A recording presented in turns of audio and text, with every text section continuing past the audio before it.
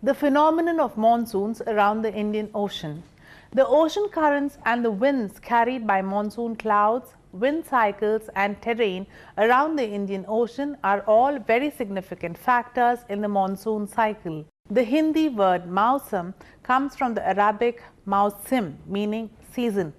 No other part of the earth is as dependent on the monsoon as the Indian subcontinent and the Indian Ocean rim countries of tropical Asia. Now, here's an interesting read I would like to quote from. Quote, "No single element plays a more decisive role in the life of the far-flung realm of tropical Asia than the rain.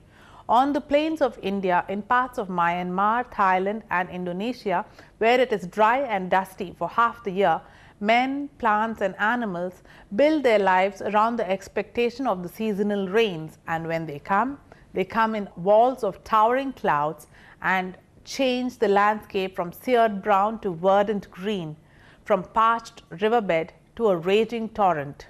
In other parts of tropical Asia, from the Malay Peninsula southwards and southeastward through the great arc of the Indonesian islands, steady rain throughout most of the year has shaped the flora and fauna up to the highest mountain ridges," unquote, says Dylan Ripley in the chapter When Rains Come in the book Tropical Asia by Life Nature Library. There is a regularity to the monsoon winds which has long fascinated meteorologists. Even today, the challenging question remains just how they blow at the anointed times and in the manner that they do. Basically, the monsoon winds arise from low pressure areas created by the heat of the sun in tropical regions. Where pressures are low, air from surrounding areas moves in, and these movements are felt as winds. In Southeast Asia, this weather machine is peculiarly affected by the differential heating between land mass and ocean. Asia is the largest of the world's land masses, and in summer the sun, blazing down on its arid interior, warms the earth to such torrid extremes that the equatorial low pressure system moves northward towards the Tropic of Cancer. This now becomes the dominant low for the season, drawing in increasing air masses from surrounding regions, and the air that pours in from the south is saturated with moisture drawn up from the southern seas. All along the island arc of Indonesia and over the Indian plains, this air moving towards the heart of Asia releases its burden as rain.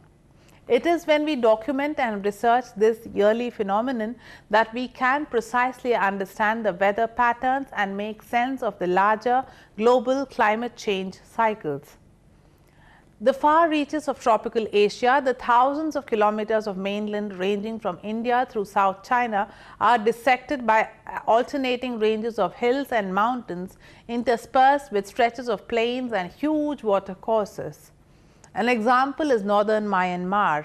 More than 1,000 miles north of the Andaman Sea, up the Irrawaddy River, lies Myitkyina at an altitude of less than 180 meters or 600 feet above mean sea level, with a humid 29.4 degrees centigrade average temperature, and yet within a distance of 40 kilometers as the crow flies, mountains rise over 2,400 meters or 8,000 feet.